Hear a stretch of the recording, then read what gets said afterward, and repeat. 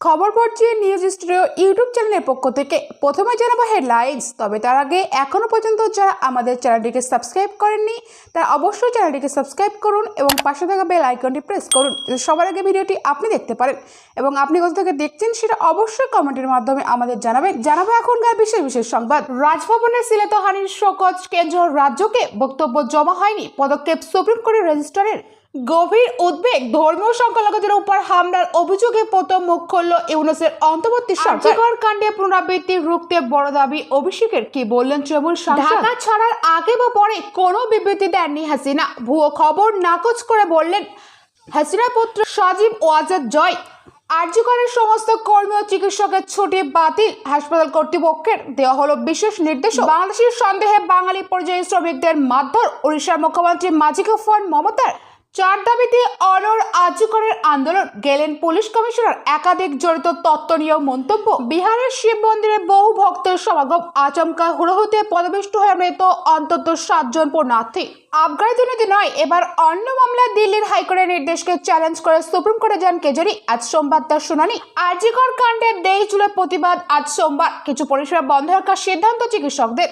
সেবি আদানির যোগসূত্র নিয়ে নতুন করে কোমর বাঁধছে ইন্ডিয়া। জয়রাম মহুয়াদের নিশানায় কেন্দ্র।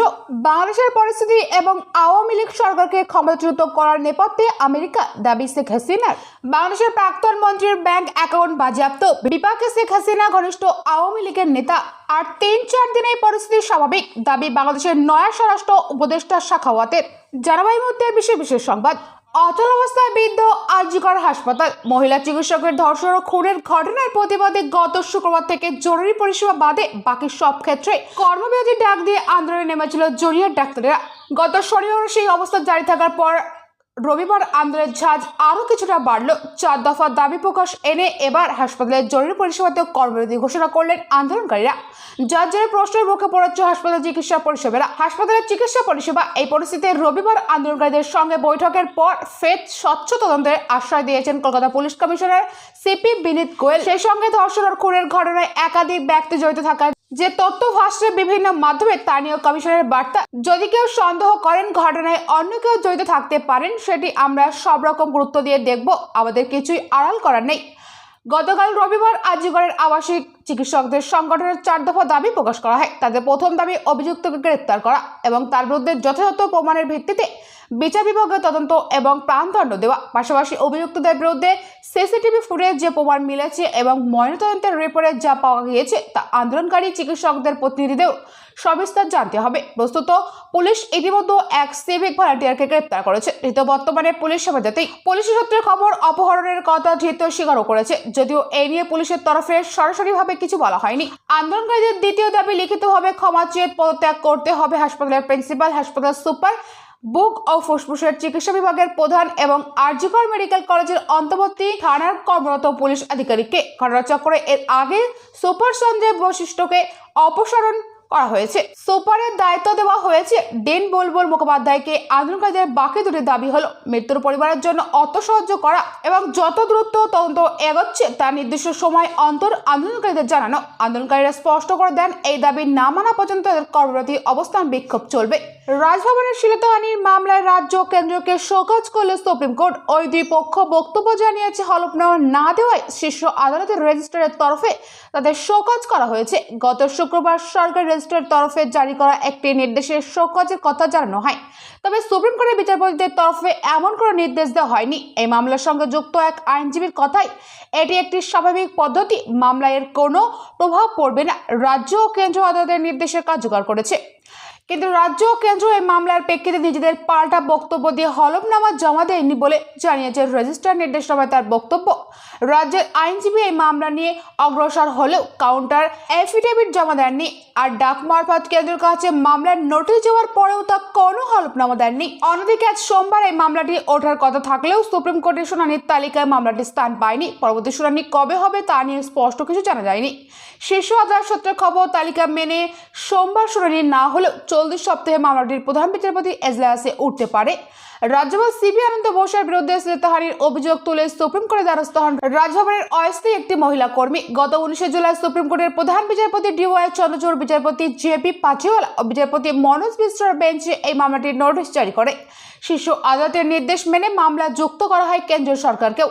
তবে অনুমান করা যাচ্ছে এই মামলাটি চলতি সপ্তাহে। অন্যদিকে ওই নির্দেশিকা জানানো হয় মামলাকারী তথা রাজভবনের ওই মহিলা কর্মী অতিরিক্ত কিছু তথ্য নথি শীর্ষ আদালতে জমা দিয়েছে। আইনজীবীর মতে গত শুনানির নোটিশ জারি করার নির্দেশ দিয়েছে সুপ্রিম কোর্ট। সেই মতো নোটিশ পেয়েছে সব পক্ষ।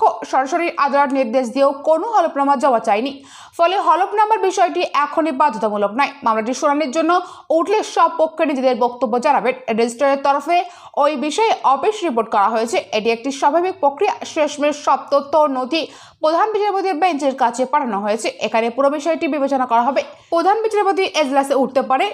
নজর থাকবে সেই সংক্রান্ত খবরের দিকে। বাংলাদেশের সম্পত্তি ধর্মীয় সংখ্যালঘুদের হামলার অভিযোগ নিয়ে প্রথম মুখ খুলল পদ্মপাড়ের অন্তর্বর্তী সরকার। সংবাদ সংস্থা AFP-তে উল্লেখ্য, সাম্প্রতিক এই ঘটনাগুলিতে গভীর উদ্বেগ প্রকাশ করেছে সেদেশের অন্তর্বর্তী সরকারের উপদেষ্টা মণ্ডলী।